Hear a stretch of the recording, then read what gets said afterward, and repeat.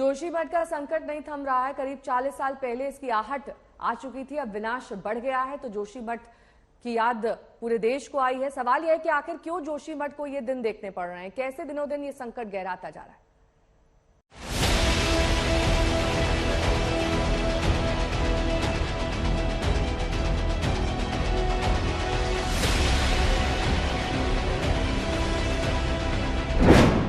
आखिर जोशीमठ में जमीन क्यों दरक रही है?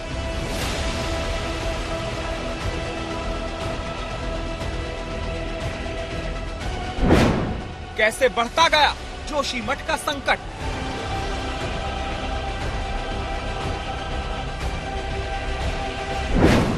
क्यों दरकने लगे जोशीमठ के पहाड़?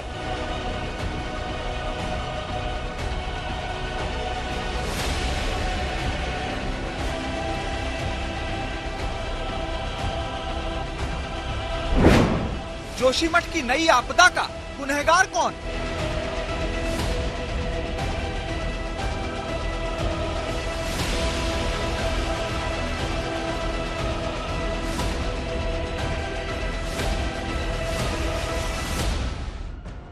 जोशीमठ पौराणिक शहर है, लेकिन अभी ये शहर रो रहा है। यहाँ हर कोई खौफ में जी रहा है। संकट ऐसा है कि कोई उपाय नजर नहीं आ रहा। काश कोई कह देता कि जो जैसा था सब कुछ उसे वैसा ही लौटा दिया जाएगा।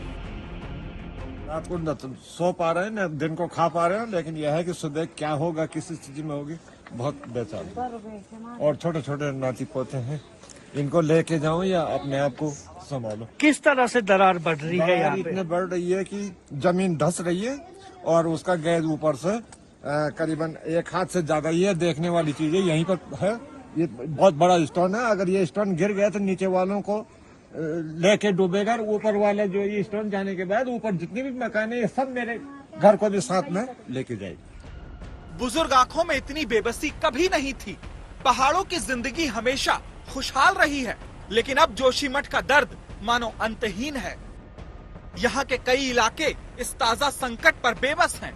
मुख्य रूप से मनोहर बाग, रविग्राम, गांधीनगर, मारवाड़ी वार्ड, गौरंग, होसी, परसारी, जीरोमेड और सिंहधार के इलाके में सबसे ज्यादा खतरा है। ये हालत है यहाँ के कमरे के भीतर की। ये इस वक्त की दशा है कि जो फर्श है वो पूरी तरह टूट चुका है। फर्श पूरी तरह टूट चुका है, दीवारों में बड़ी बड़ी दरारें हैं। ये छत कब नीचे गिर जाए कुछ कहा नहीं जा सकता। सामने की अगर आप दीवार देखें तो वो झुकी हुई है। जानकार कहते हैं कि जोशीमठ के इस संकट की मुख्य रूप से 3 बड़ी वजह हैं। पहला ये कि जोशीमठ का भूस्खलन के मलबे पर बसा होना। दूसरा ये कि जोशीमठ का भूकंप के सिस्मिक जोन 5 में होना। और तीसरा जोशीमठ में लगातार पानी का बहाव, जो चट्टानों को कमजोर कर रहा है। असल में जोशीमठ में विकास के नाम पर विनाश की नींव रखी गई। विकास करने के लिए खिलवाड़ किया जाता रहा। 1975 में बनाई गई मुकेश मिश्रा कमेटी की रिपोर्ट कहती है कि जोशीमठ रेतीली चट्टान पर स्थित है। यहाँ की तलहटी में कोई बड़ा कार्य नहीं किया जा सकता। बड़े बड़े निर्माण और खनन नहीं किए जा सकते। अलकनंदा नदी किनारे सेफ्टी वॉल बनाई जाए, यहाँ बहने वाले नालों को सुरक्षित किया जाए। लेकिन हुआ क्या? जोशीमठ को कथित रूप से विकसित करने की प्रक्रिया बेरोक टोक जारी रही, जिसका नतीजा सबके सामने है। जो था वो तो गया। अब रेनर क्या है, रो रो कर जमीन मकान 5 कमरे बना, लेटरिन बाथरूम, देव देवताओं का मंदिर, वो तो सारा चला गया। अब रे क्या रखा हमारा?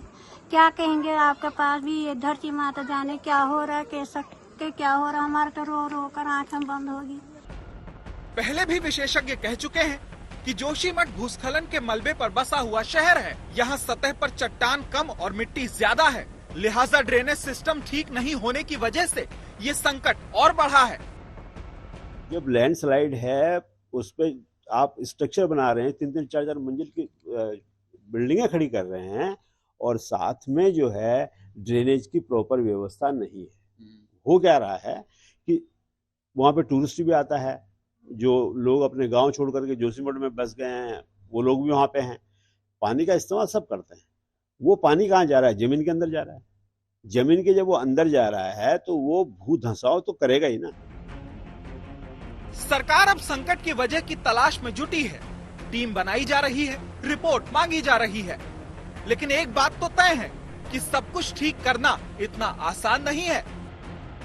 कमल नयन सिलोड़ी और अमित भारद्वाज के साथ राजीव ढोंडियाल, जोशीमठ आज तक।